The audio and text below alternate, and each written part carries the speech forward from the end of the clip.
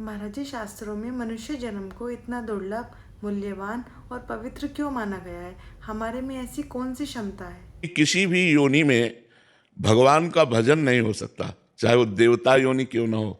देवता केवल स्वर्ग में अपने पुण्यों का भोग भोग सकते हैं, वो नया कर्म नहीं कर सकते। नया कर्म केवल मनुष्य योनि में हो सकता है। आप यहाँ भजन करके ब्रह्मबोध संपन्न महापुरुष हो सकते हैं।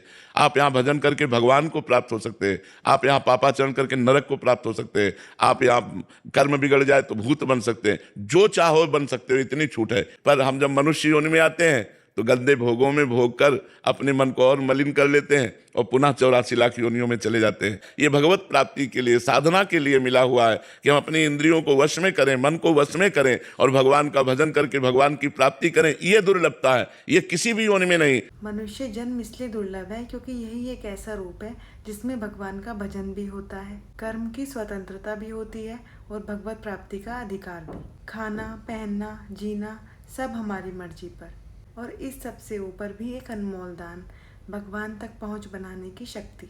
इसलिए मनुष्य जन्म सिर्फ जीने के लिए नहीं, जीवन को दिव्यता की तरफ मोड़ने के लिए मिला है।